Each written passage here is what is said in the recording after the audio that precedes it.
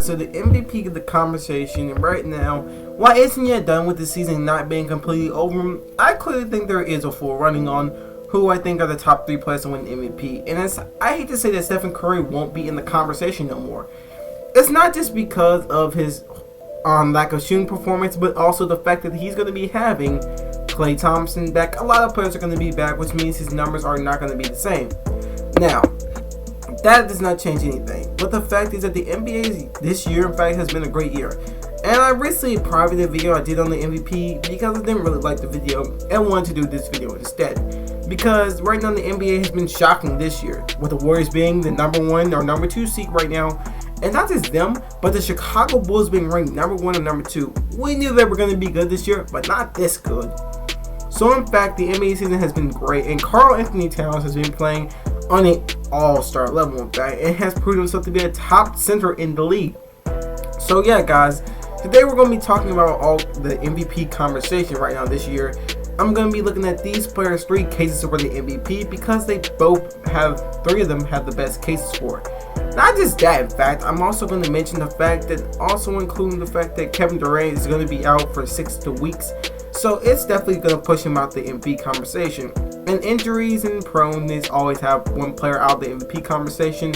So I really look at it that way on if these players will be in the MVP conversation. And some players, I believe, are going to stay in the MVP conversation and some aren't. And I believe that really it's going to be a big conversation. And really, we don't know who's going to win it. But I'm going to look at the number 1 player who I think has the best chance right now.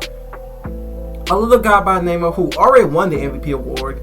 And in general, it looks like he's going to possibly do it again, Nikola Jokic. Now, what I mean by this is Nikola Jokic should not be in his position in general. And the position he in and how he's doing is great. For instance, if we're just being honest with ourselves in general, we can look at it from this shape and point of view for me. I look at it differently when people talk about Nikola Jokic, as he's already won the MVP award, which is great news, but 2 of his best players have been out with injuries. And one of them, Jamal Murray, who could have been an all-star, in fact, 2 years in a row, if not for injuries.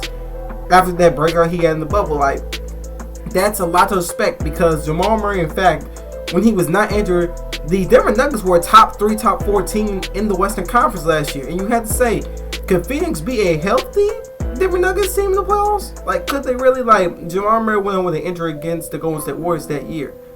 So the question is, could they really be a healthy Denver Nuggets team? Now, Nikola Jokic has been doing great, averaging roughly 26 points a game this season on 33 minutes.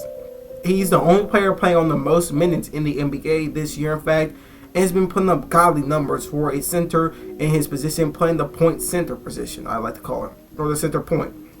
He's been doing pretty good this year, and the fact saying that he's got this team in the 6th seed is great, even though they have some of their best players again, or out with an injury. And I look at it from that perspective, being that he's been doing this by himself, in fact. Like, I don't know any other players on the team except for him. And I feel like they did a lot by just getting Eric Gordon, who's been a great young piece, but isn't really looking to be an all-star player or a great central player to a piece of this team. So, yeah. So, let's just look at that again for the facts and take them into comparison on how good of a player he's been this year, in fact, and what he can do to keep his momentum standing up. As I'll rank him like the 2nd best center in the league, or maybe 1st. Now, Joel Embiid, I gotta say this, because I gotta give him some credit. They are not supposed to be in this situation where they have a Ben Simmons who doesn't want to play basketball. They have all that going on. And I'm looking at it at this point. Joel Embiid is putting up great numbers. In fact, his numbers, in fact, are the best he's putting up this year, in fact. Like, Joel Embiid shouldn't be in a situation where he's really having to carry this team by himself. Like, he should not be at this point. Like, if I'm being honest with you guys right now, Joel Embiid in general is carrying this Philadelphia 76ers. Look at his stats. Like, he's doing almost the exact same minutes as Nikola Jokic, just a little bit lesser than him on 32 while he's on 33. Like, he's almost on the exact identical number of minutes, and he's playing at a higher level. His 3-point percentage has went up, and the only thing that has went down really is his field goal percentage, which is because of his 3-point improvement. Like, the rest of his numbers look very similar to his last year's stat numbers, and like, I feel like it's just him carrying this team out here. And before people get to me saying, well, what about Tobias Harris, because He's a great piece. I can talk about him all the time. But again, just look at what he's doing right now this year, on the minutes he's playing on the team he's playing on. Like, Philadelphia shouldn't be in this situation. Like 2 years and last year, in fact, ago, they had the MVP. They were thought to be a team with the best duo in the league, young duo, in Ben Simmons, Joel Embiid. And the year before that, they had Jimmy Butler, Ben Simmons, Joel Embiid, JJ Redick. Like, all of the pieces on this Philadelphia team is younger and aren't really proven players. Like, I have to say that because really, when I look at it from this perspective, like, his numbers prove them, they speak for themselves. Like I said before, the facts being that the team should not be in this situation. They shouldn't be at this point where they are the midway team. They're a 6th seed right now, which is great. Like, when he was out with the injury, Philadelphia was getting some wins, but they were barely holding on. Like, they were a barely holding on team. Like, they was in the 11th spot, but all of a sudden Joel Embiid comes back. He gets some great numbers, and I think he's actually number 1 ranked. In my opinion, the number 1 ranked big man in the league, in fact. And I will take him for a fact over Nikola. Even though he's doing great things this year, I'm going to take Joel Embiid. Like, he has players that shouldn't be playing at the level they playing at. Like, his players are not playing. And Joel Embiid has become more of a playmaker this year, in fact. While not putting up the playmaking stats as Jokic, putting up 4 assists a game. Like, his whole career of putting up assist numbers have at least been on the 3% range, but Doc Rivers has kind of put him into a point, again, center position, where he's going to have to pass the ball more, and he's going to get double teamed more. And Tobias Harris, I hate saying this, but he's one of them on and off again players. Like, this year, he's playing exactly like how he played in 2018 when he got traded to the Philadelphia 76ers. In fact, he is. In fact, like, if you look at his numbers, they're the exact same numbers. And I can't give him an excuse. Like, there's no Jimmy Butler or Ben Simmons to weigh off on you. You have to put up these numbers. Like, you're supposed to be the second best player on this team, and this is his numbers this year. You look at the stats. If you can pause the video right now, you look at the stats and see how his numbers. And I'm just going to match them up to when he got traded with the Clippers, when he was on the Clippers, and the Philadelphia when he got traded to the 76ers. Like, if I'm matching up these numbers, when he was playing on 34 minutes, like, that's some good minute ranging. But again, look at the numbers he's putting up on the number percentage wise. 18.2 points, 46 on the field goal, and 31.6 on the 3-point, with 7.3 rebounds and 3.8 assists. So, that's nice and all.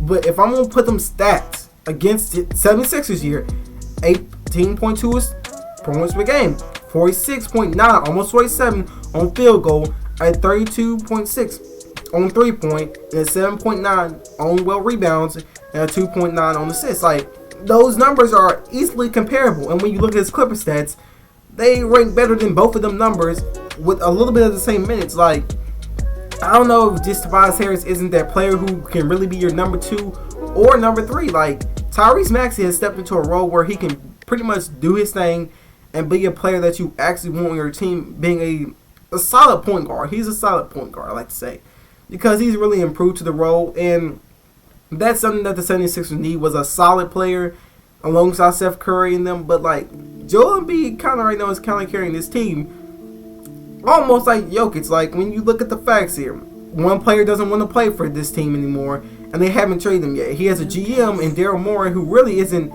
doing much in trade talks right now. Like, they literally could have got James Harden a year ago, but instead held out on getting him. So, like, imagine how good they would be. And in fact, let's talk about Giannis, because I think Giannis right now is getting less hype this year than he was last year. Because, in fact, I feel like Giannis himself is doing pretty good for a player. Like, I hate saying this, but, like, Giannis in general, I think he won the championship. I feel like people don't care about him no more. Like, years and years ago, we was talking about Giannis can't win a championship. That's the problem with him. Like, we was talking about that a lot. And let's just look at his numbers. He's doing the exact same numbers that he put up in his 2019-2020 season for MVP talk.